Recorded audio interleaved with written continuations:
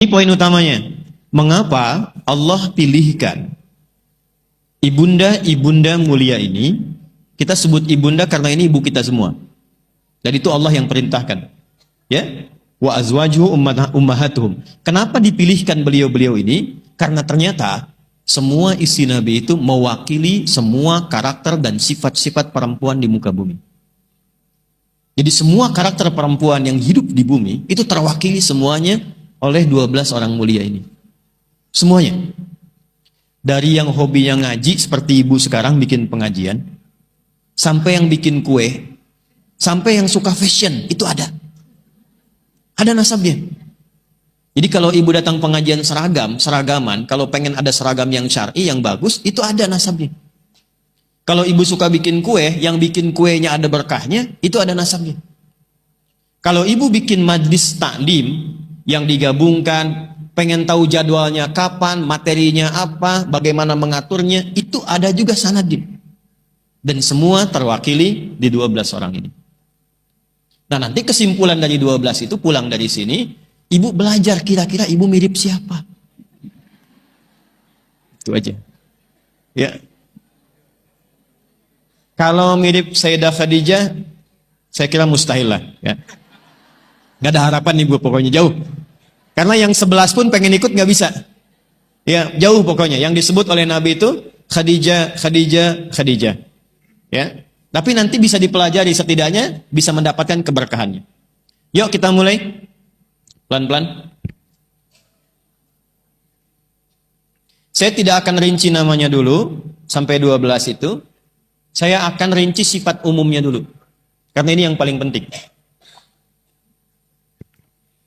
Jadi kita ambil keteladanan dulu yang Allah telah didik mereka. Ini poinnya. 12 ini punya karakter beda-beda, tapi oleh Allah dibuat standar pendidikan yang sama. Sehingga menjadi ideal. Jadi ada yang standar, kalau ibu ingin menjadi misalnya perempuan yang salehah, meneladani istri Nabi, standarnya apa? Nah, yang standar ini nanti dirinci sesuai dengan sifatnya. Jelas ya? Yuk kita buat standar umum dulu, mengacu kepada value atau nilai-nilai yang disampaikan Al-Quran. Surah ketiga-tiga, kembali lagi. Ayat 32 sampai 33. Ayat 32 sampai 33. Halaman 423. Ada? 422, 423. Al-Ahzab ayat 32 sampai 33. Tadi ibu baca yang ngaji Quran, saya sayup-sayup dengar. Sudah? Bismillahirrahmanirrahim. Ya nisa'an nabi, lastunna ka ahadim minan nisa'i inittaqaitunna. Ada? Oke. Jadi standar satu dulu ya. Ya nisa'an nabi, wahai istri-istrinya Nabi. Saya ulang ya. Wahai istri-istrinya Nabi. Lastunna ka ahadim minan nisa. Kalian tidak sama dengan satu pun perempuan di bumi. Kalian tidak sama dengan satu pun perempuan di bumi. Artinya istimewa. Tahan sampai sini, Bu. Tahan dulu sebentar. Yang dimaksud tidak sama dengan satu pun manusia di bumi, itu ada dua makna. Ada yang khusus untuk istri Nabi saja. Maksudnya kalian istri Nabi, yang lain bukan. Dan mereka itu menjadi istri Nabi di dunia dan menjadi istri Nabi di akhirat. Dunia akhirat.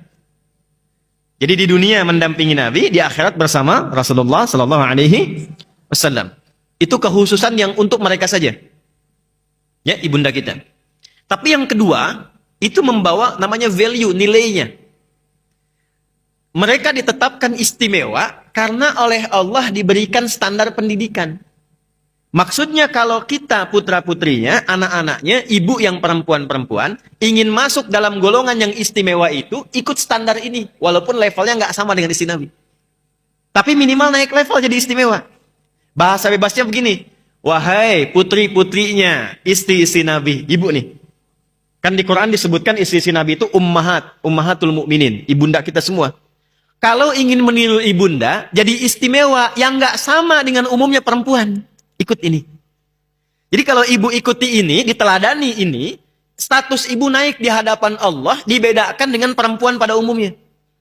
Jadi walaupun sekarang banyak perempuan di luar, di muka bumi ini, ibu masuk ke sini, langsung masuk golongan istimewa. Jelas? Baik, ya nisa an-nabi, wahai istri-istri Nabi sallallahu alaihi wasallam, lastunna ka ahadim minan nisa. Kalian enggak sama dengan perempuan pada umumnya. Baik. Yang melekat pada beliau, hukumnya khusus, menikah dengan Nabi, istri Nabi sepeninggal Nabi enggak boleh dinikahi oleh siapapun. Khusus sudah jadi ibu saja. Sampai masuk ke dalam surga, berkumpul dengan Rasulullah, kita dikumpulkan insyaallah dengan beliau-beliau semuanya. Baik kan? Nah, yang ditinggalkan untuk kita apa? Ini taqaitunna. Standar untuk perempuan-perempuan di muka bumi. Kalau ingin istimewa, standar pertama, ini taqaitunna. Jika Anda semua mampu meningkatkan takwa kepada Allah. Dapat kita satu. Jadi yang pertama, amalan pertama untuk meneladani. Ini kan? Istri-istri Rasulullah sallallahu alaihi wasallam, amalan pertama, amalan ya. Sudah? Satu dulu sebelum masuk ke ayat 33, satu dulu. Ibu sekalian, takwa itu di Quran setidaknya disebutkan semua derivasinya, baik itu takwa, yattaqun, tattaqun, muttaqin, itu sebanyak 240 kali.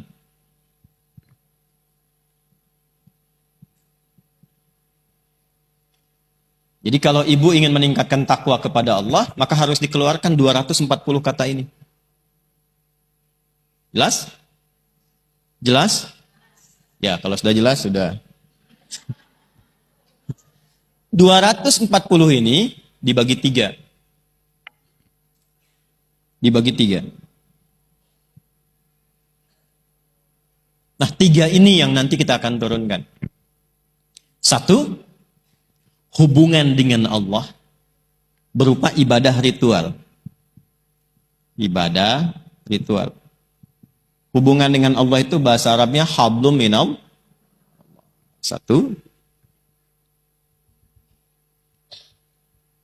Nanti kita akan bahas termasuk amalan istri Nabi, apa saja amalan ritual ini. Kedua, amalan sosial. Hablum minan, ibadah sosial.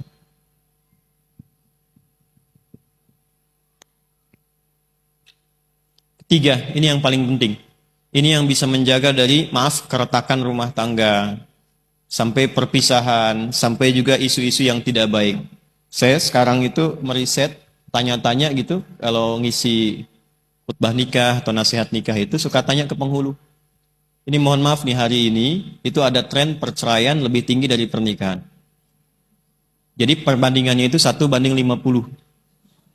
Jadi kalau sehari ada yang nikah, di hari itu 50 ada yang pisah. Dan sekarang di kalangan tertentu jadi tren. Jadi kalau temannya pisah, besoknya dia pisah juga tuh. Sudah ada begitu tuh, udah zaman-zaman nggak elok. Nanti bagian terakhir ini akan menjaga di rumah tangga, karena nanti ada setan khusus yang memang mencegah supaya kehidupan rumah tangga, khususnya para istri ini, tidak sejalan dengan apa yang Allah perintahkan, Allah tunjukkan di sini. Nanti ada setan khusus goda di rumah tangga. Nanti kita bahas. Ya, yang terakhir babnya rumah tangga. Keluarga.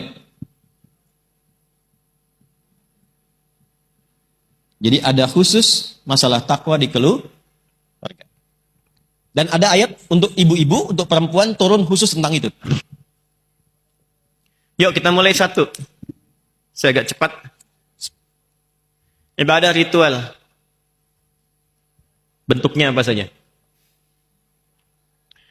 Saya akan langsung sebutkan amalnya. Lalu kita contohkan dari Quran, dari sejak sebelum era Nabi, diikuti nanti oleh istri Nabi, apa yang harus disiapkan. 1, sholat. 1 apa? Ini yang paling pokok Ibu ya, sholat. Sehari berapa waktu? Berapa rakaat? itu masih standar, belum masuk meneladani isi-isi Rasulullah. Kalau ibu ngaji ke sini, itu harus naik di atas standar. Jelas? Tadi kan cita-citanya sama semua kan? Ya kan? Meneladani dan membersamai isi-isi Rasulullah ibunda kita. Naikkan di atas standar. Tambah dulu satu. Tahajud. Tahajud. Oke. Tolong nanti BKSM, MTDI bikin ini ya, bikin grup ya. Ini masuk database semuanya, bikin grup yang bisa masuk. Nanti ketua BKSM-nya misalnya bikin satu tim ad hoc kecil mempraktekkan materi kita hari ini. Materi pertama tahajud, jam sekian sepakati, langsung miss call aja. Dan miss call-nya harus khairayarah.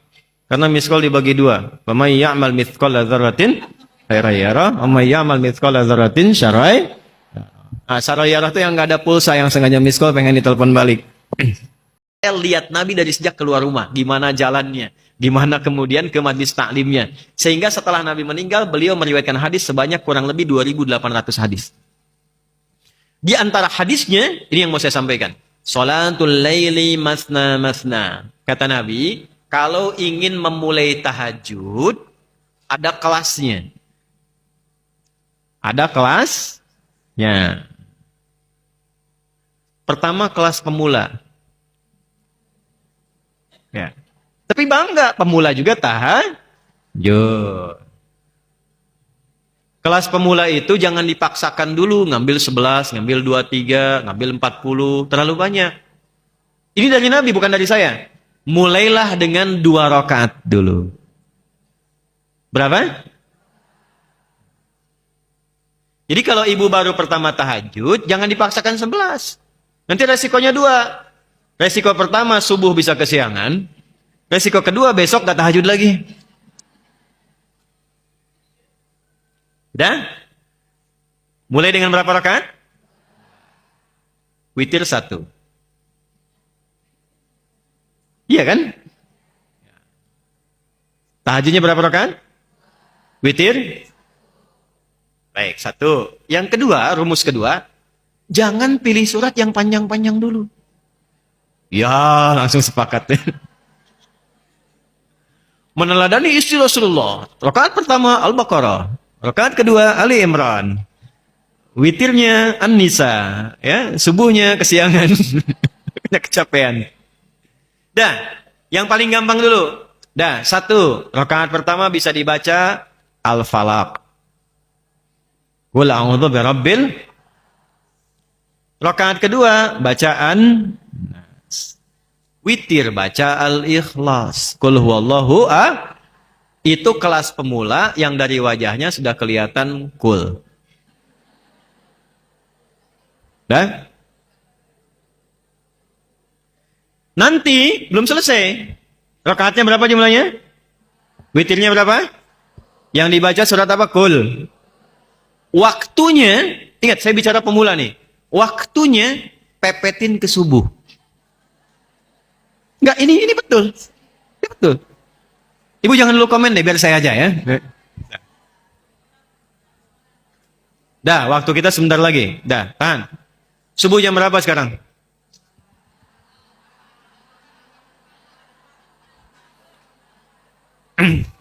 Jam berapa waktu subuh sekarang? Saya cuma nunjukin, bukan saya jawab. 4. Hah? 41, 40, 42. Terjadi perbedaan pendapat di kalangan ibu-ibu. Ini menunjukkan Anda tidak berasal di tempat yang sama. Oke. Sudah. Ambil pertengahan lah. Ambil. Ini kan 440, 442. Ambil 441 misalnya. Sudah. Sebentar. Bangun jam 4:04. Saya ulang ya. Saya langsung ke teknis. Bangun jam 4. Tapi bikin alarm 3 kali. Sudah? 4 kurang 1/4, jam 4 plus jam 4 lewat 10. 4 kurang 1/4 alarm bunyi untuk dimatikan. Persiapan alarm kedua. Nah, ini rumus. Enggak, kalau saya tafsirkan panjang, karena ayatnya nanti ada terkait dengan persiapan. Tahajud itu dari kata hajada, tambah ta, dan tasdid sebelum akhir. Ini rumus. Udah ada ilmunya. Hajadah itu aktivitas yang dilakukan setelah tidur. Jadi tidur dulu baru bangun malamnya. Nah kalau pakai ta artinya usaha untuk sungguh-sungguh. Kalau pakai tasydid sebelum akhir artinya tidak mudah melakukannya. Jadi untuk tahajud itu nggak mudah. Ibu nggak percaya silahkan. Ibu pengen bangun jam 3, belum tentu bisa bangun. Godaannya nggak mudah. Memang bangun, tapi kan masih begini. Sadar jam 4 kan? Nah, jadi pasang alarm 3 kali, matikan, siap yang kedua, begitu yang ketiga sadar. 4/4 itu kan tidak langsung ibu sholat kan? Nggak ada orang bangun langsung sholat.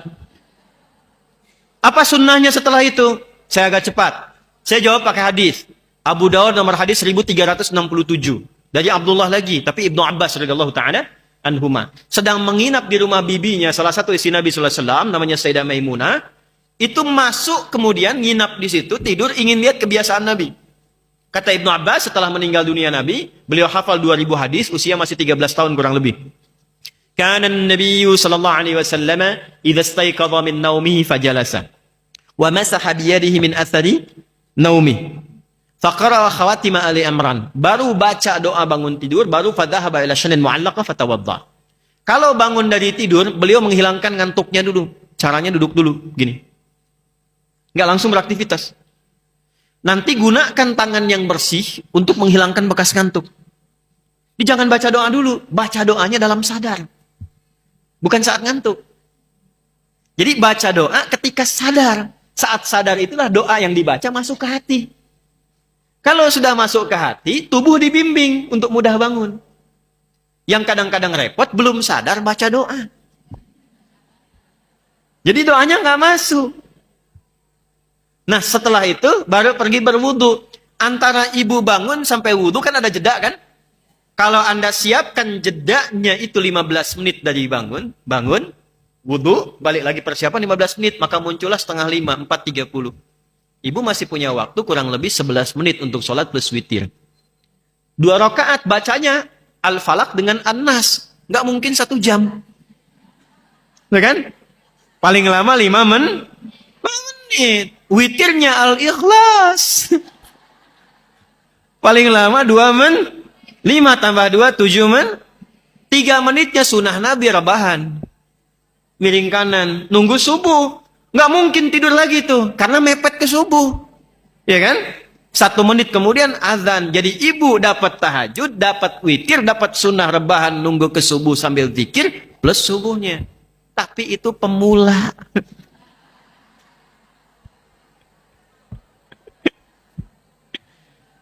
Tapi gini ibu, walaupun pemula kita beruntung. Karena amalnya tidak diukur berdasarkan jumlahnya. Amalnya standar dari Nabi, dari hadisnya Al-Bukhari nomor hadis pertama dari Umar bin Khattab. Innamal a'malu bin. Itulah untungnya kita. Jadi Allah nggak akan lihat surat Al-Falaqnya, lihat surat An-Nasnya. Yang dilihat niat. Kita sudah punya niat meneladani istri-istri Rasul. Amalnya diikutin secara bertahap. Itu udah pahalanya. Jelas? Nanti kalau sudah merasa enak, bosan sendiri. Al-Falaq terus, An-Nas terus. Besoknya tambah 4 rakaat. Witirnya tetap sah. Besoknya lagi, bosan lagi. Tambah 6 rakaat. Terus sampai merasakan kenikmatan. Ya kalau sudah nikmat itu nanti sudah beda-beda. Ada yang 11 rakaat. Ada yang pengen dari 23 rakaat. Ada yang sampai 40 rakaat. Sahabat tuh macam-macam, beda-beda. Jelas sampai sini? Nah, tapi poinnya, kerjakan di mihrab. Jelas? Oke, setelah selesai, ibu doa. Silahkan minta apa saja. Tapi doanya, bagian akhir, awali dengan istighfar dulu. Sudah? Awali dengan apa? Ini rumus Quran. Rumus Quran. Jadi lihat urutannya. Tahajud. Setelah itu istighfar. Baru kemudian berdoa. Catat dalilnya, dalil Qurannya. Catat dalilnya. Quran surah ke-51. Sudah? Ayat 15 sampai 18. Ayat 15 sampai 18. Oke. Sudah? Quran surah 51 Az-Zariyat ayat 15 sampai. Baik, lihat. Tadi amalannya amalan apa? Ya, termasuk takwa kan? Masih ingat Ibu dari awal? Ini rumusnya takwa, jenisnya ibadah ritual. Orang takwa kalau satu disebut taqi. Kalau banyak disebut muttaqin. Masih ingat gak tadi Ibu di pengantar saya di Mukaddimah? Ini semua yang saya terangkan ini Quran semua. Jadi saya jelaskan itu kandungan Quran semua. Ibu masih ingat gak? Kalau ada orang mengikuti ini, satu rombongan tadi dengan orang tua, dengan sahabat, masuk surganya lewat apa? Ya, taman surga kan? Perhatikan ayatnya. Innal muttaqina fi jannati wa uyun. Aku tegaskan kata Allah, pakai inna, aku tegaskan ada golongan orang takwa. Masuk surganya langsung lewat taman surga. Fi jannati wa uyun. Akhidhina ma atahum rabbuhum. Mereka mendapatkan hasil dari kerja keras mereka di dunia yang langsung diberikan oleh Allah di surganya itu. Ini saya rangkum semua dengan tempatnya. Innahum kanu qabla dzalika muhsinin. Mereka punya amalan-amalan ihsan saat di dunia. Ini bukan kebetulan nih. Masjidnya Masjid Alih. Nah, amalannya takwa. Jalurnya sudah disebutkan. Siapa mereka, apa amalannya? Perhatikan. Kanu qalila binal laili ma yahjaun. Mereka itu saat di dunia tidurnya sedikit, membiasakan bangun malam. Konsisten. Tahajud. Jadi ayat ini ingin menerangkan ada calon penghuni taman surga yang sedang beraktivitas di bumi. Sebelum dia meninggal sudah dikabari dan dia pilih itu. Setelah dia tahajud selesai, mendekat ke arah subuh. Nah, waktu yang dekat ke subuh itu bahasa Arab disebut dengan sahar namanya. Ya, sahar. Aktivitas yang dikerjakan di waktu sahar namanya sahur. Kenapa ada makan sahur? Maksudnya makannya pepetin dekat subuh. Jangan terlalu awal. Kalau subuh 4:30, makanlah jam 4, makan 4:04. Kalau makan 2:30 bukan makan sahur. Itu makan namanya setengah malam. 1/3 malam. Sahur itu mepet ke subuh. Apa hikmahnya? Supaya tenaganya lebih terkumpul. Tahan laparnya lebih lama. Karena mepet ke dekat subuhnya. Itu sahur. Waktunya apa? Sahar. Jamak dari sahar itu namanya ashar. Asharun. Selain makan sahur, ada amalan lain yang dahsyat. Kalau dikerjakan konsisten, jaminannya teman surga. Apa itu? Ayat 18-nya. Wabil ashari hum yastaghfirun. Ya. Dan ada orang yang istighfar. Jadi setelah tahajud urutannya setiap dia waktu sahar menjelang subuh dia istighfar dulu. Astagfirullah, astagfirullah, astagfirullah. Itu yang paling pendek. Sekali lagi, kelas pemula. Astagfirullah, astagfirullah, astagfirullah. Naik dikit. Astagfirullahaladzim alladzi la ilaha illa huwal hayyul qayyum wa atubu ilaih. Naik dikit lagi nanti ada yang paling panjang. Allahumma ya Rabbi anta Rabbi wa ana abduka khalaqtani wa ana abduk. Itu kelas paling tinggi istighfar, sayyidul istighfar. Ibu kalau biasakan ini dilakukan, punya dua keutamaan. Satu, apapun doa yang diminta, sepanjang maslahat dunia akhirat, itu akan dikabulkan. Bahkan ada yang belum minta, Allah sudah jawab. Hidupnya nggak capek, Bu. Tadi terkait rezeki tadi. Jadi sebelum dia melakukan